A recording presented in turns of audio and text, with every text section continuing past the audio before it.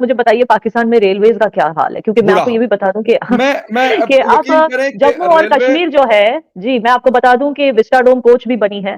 शायद जबरदस्त। मैं आपके व्यूअर्स को बता दूं, आपके चैनल के वसादत से, जी। विस्टाडोम कोच जैसे आपको स्विट्जरलैंड और यूरोप में देखने को मिलेगी, उस तरह बिल्कुल की ट्रेन बिल्कुल। बनी है विद अ ग्लास रूफ, जिससे आप खूबसूरत मुनाजिर का लुत्फ भी उठा सकते हैं, and at the same time एक ट्रैवल एक्सपीरियंस, आपकी कनेक्टिविटी भी बढ़ गई। और बिल्कुल। मतलब बहुत सारी चीजें, पिलग्रिमेज के लिए इन्होंने बहुत सारी चीजें आसान कर दी, जो अमरनाथ और बिल्कुल वो सब जो बिल्कुल। पिलग्रिमेज के लिए आते हैं लोग, उनके लिए भी। तो definitely government is going in the right direction. I am still confuse कि क्यों वहां पर अभी तक एम्प्लॉयमेंट, क्यों एक मुद्दा अभी तक लिंगर हो रहा है। जी आप अच्छा पाकिस्तान का कुछ बता रहे थे, अच्छा, बताइए, कंटिन्यू मैं कीजिए। बिल्कुल आपको रेलवे का बता रहा था कि रेलवे के हवाले से हमारे बड़े कंसर्न है। अभी लास्ट में जहां से सीपेक का रूट गुजर रहा है, मानसहरा और ये फिर गिलगित बल्तिस्तान की तरफ एक रोड जाता है, तो एक इलाके में मैं गया, मेरे फादर मेरे साथ थे, मैंने उनको कहा, मैं कहा बाबा अंग्रेज यहाँ पे 200 साल पहले रेलवे ट्रैक लेके आया, उसको हम 1 इंच नहीं बढ़ा सके, बल्कि उसको हमने एब्सोल्युटली। कम किया है, बढ़ाया नहीं है। लेकिन आप लोगों जिस वक्त, क्योंकि 1947 में पार्टीशन हुई, कहते कि इंडिया के पास पाकिस्तान से कम रेलवे ट्रैक्स थी, अब शायद 3 टाइम या 4 टाइम ज्यादा आप लोगों ने कर दी। तो इस हवाले से मुझे मतलब समझ नहीं है, हमारा ML1 प्रोजेक्ट है जो $10 अरब उसके ऊपर लगेंगे, अभी भी उसके ऊपर मीटिंग्स हर हफ्ते मीटिंग हो रही होती है कि पेशावर से कराची तक हम इस रेलवे ट्रैक को प्रॉपर तरीके से बनाएंगे कि इस पे स्पीड अप हो। यानी इस वक्त भी हमारी एवरेज स्पीड 80 किलोमीटर है रेलवे की। तो उस हवाले से मतलब अगर कश्मीर में है रेलवे और फास्ट ट्रैक मतलब ट्रेन वहां पे मौजूद है, तो मुझे तो उसकी खुशी हो रही है कि आप लोगों के पास है, लेकिन मुझे इसका अफसोस हो रहा है कि हम मिस कर रहे हैं इन चीजों को। जी, जी। तो ये एक चीज़ है, डेवलपमेंट को लेके कोशिशों को लेके कोई कमी नहीं है गवर्नमेंट की तरफ से। जी। जबरदस्त अच्छा, या ना एक आपने अनएम्प्लॉयमेंट की बात की, लोग सुना है कि एजुकेशन भी लोगों के पास है अच्छी, मतलब लोग पढ़े लिखे हैं। क्या बाकी स्टेट्स में जाते हैं, जिस तरह मुंबई चले गए या बेंगलुरु चले गए या न्यू दिल्ली चले गए जॉब्स के सिलसिले में, ये सिलसिला भी है, या मतलब लोग कहते हैं कि यार हमें यहाँ लोकली जॉब्स अवेलेबल होंगी तो हम हमारे लिए ज्यादा अच्छा, कि घर भी करीब है और जॉब भी करीब है, तो ज़ाहिर बात है कि कोई कश्मीरी नहीं चाहेगा कि वो अपनी जन्मभूमि छोड़ के कहीं और जाके काम करे, क्यों क्यों उसको जाने की ज़रूरत पड़े। हम्म। तो हाँ, एजुकेशन लेवल कश्मीर का is one of the highest in the country. Literacy level बहुत हाई है कश्मीर में। तो वो बात भी नहीं है, और गवर्नमेंट स्कूल्स की जो पहले हालत हुआ करती थी, आजकल वैसे नहीं है। उसको बनाकर अब बहुत उसको अपग्रेड किया गया है, बहुत सारी चीज़ें की गई हैं। नई आपको तो पता ही होगा, नई कॉलेजेस, यूनिवर्सिटीज़ भी खुल रही हैं कश्मीर में। तो मुझे भी समझ नहीं आ रहा कि why is employment a problem, because literacy is definitely, लेकिन ऐसे सुनने को मिला है कि गवर्नमेंट जो है जो रोड्स जी। के कॉन्ट्रैक्ट्स वगैरह हैं, वो स्टेट के बाहर के लोगों को दिए जा रहे हैं, कॉन्ट्रैक्टिंग कंपनीज को दी जा रही हैं। राइट। इंजीनियर्स भी स्टेट के बाहर से लाए जा रहे हैं। ये एक रीजन हो सकता है, और मुझे नहीं पता कि गवर्नमेंट ने ऐसा डिसीजन क्यों लिया।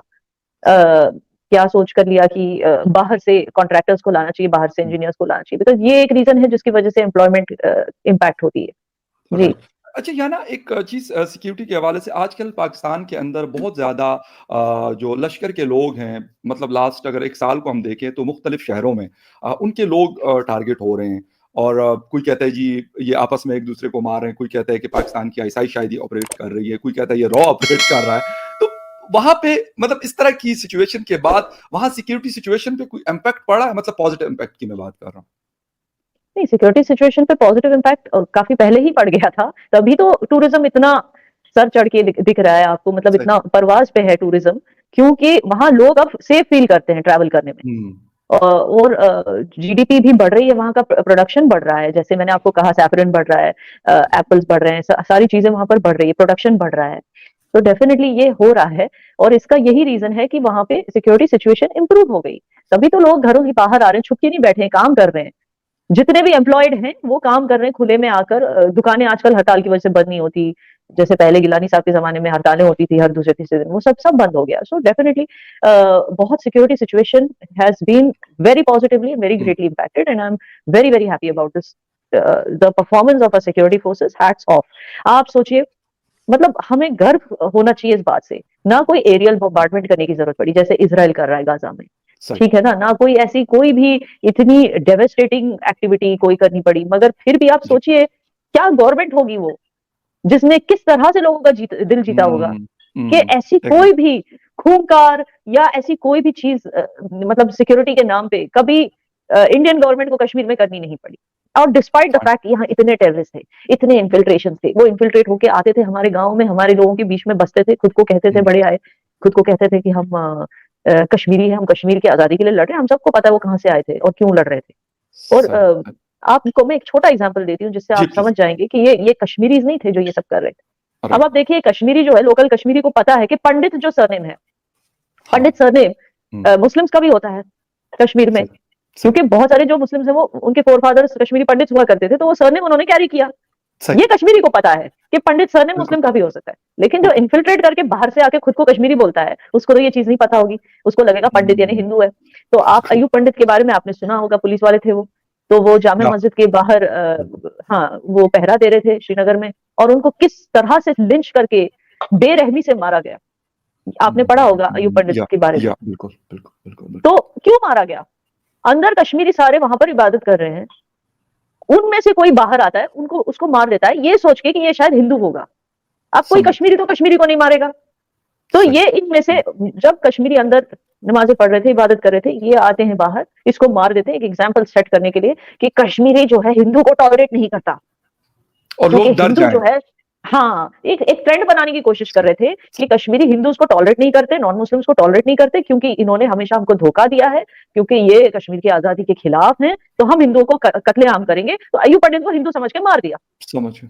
बिल्कुल सही, बिल्कुल तो सही। इसी से पता चलता है कि ये सारे जो दहशतगर्दाना हरकतें थी, ये सारी इन्फिल्ट्रेशंस की वजह से हुई थी और मैं आपको बता दूँ 80 के दशक में, 90 के दशक में बॉर्डर्स इतने पोरस थे, जिस तरह की आज जो पहरेदारी है वो तब नहीं होती थी। तो बिल्कुल। बहुत सारे लोग वहाँ से इन्फिल्ट्रेट होकर आए हैं। मैं तो कहती हूँ गिलानी साहब का भी कुछ पता नहीं कि वो एक्चुअली है कहाँ से। हुँ। 1938 में वो लाहौर से पढ़ के आए। उससे पहले वो कब पैदा हो गए, कौन-सी फैमिली में पैदा हो गए, किसी को कुछ पता नहीं है। ठीक है ना? सही, तो सही। बहुत सारे लोग वहाँ से आकर खुद को कश्मीरी बोलकर हमारी सोसाइटीज़ में सेटल होकर जो है वहाँ से टेररिज्म को फैलाकर हिंदुओं को हमसे अलग करके ऐसी-ऐसी सही। हरकतें की है। तो राइट। ये चीज़ है कि हाँ, ये चीज़ है कि इनको मार के भगा इनको साइलेंस करने में इनको मार तो हमारी गवर्नमेंट इतनी समझदार है, हुँ। इनको पता है कि जो ये इन्फिल्ट्रेटर्स हैं, जिन्होंने हमारी सोसाइटी को गंदा किया है, जी, इनकी वजह से हम एरियल बॉम्बार्डमेंट या इस तरह की चीज़ें करके अपने लोगों को नहीं मार सकते।